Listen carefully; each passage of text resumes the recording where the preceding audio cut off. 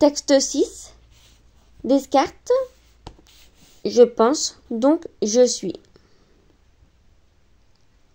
Je ne sais si je dois vous entretenir les premières méditations que j'ai faites, car elles sont si métaphysiques et si peu communes qu'elles ne seront peut-être pas au goût de tout le monde.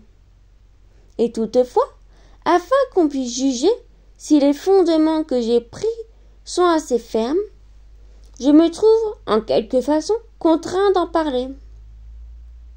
J'avais dès longtemps remarqué que, pour les mœurs, il est besoin quelquefois de suivre des opinions qu'on sait fort incertaines.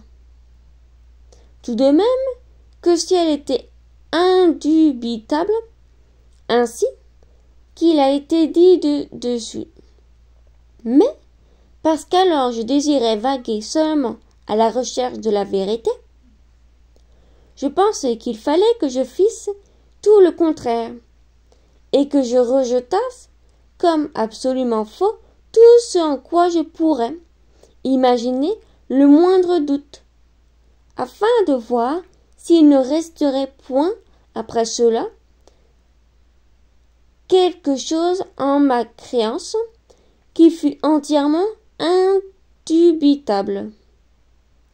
Ainsi, à cause que nos sens nous trompent quelquefois, j'ai voulu supposer qu'il n'y avait aucune chose qui fût elle qui nous la font imaginer.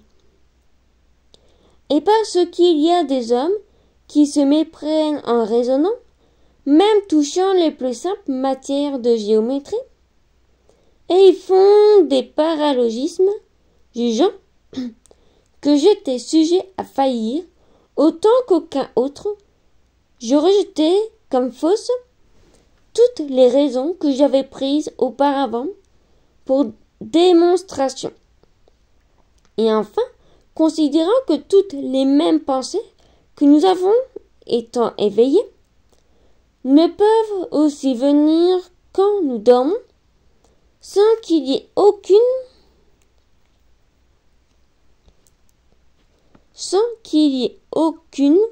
pour lors qui soit vraie. Je me résolus de feindre que toutes les choses qui m'étaient jamais entrées en l'esprit n'étaient non plus vraies que des illusions de mes songes. Mais aussitôt après, j'ai pris garde que, pendant que je voulais ainsi penser que tout était faux, il fallait nécessairement que moi, qui le pensais, fusse quelque chose. Et remarquant que cette vérité, je pense, donc je suis, était si ferme et si assurée que toutes les petites extravagantes suppositions des sceptiques n'étaient pas capables de l'ébranler. Je jugeais que je pouvais la concevoir sans scrupule pour le premier principe de la philosophie que je cherchais,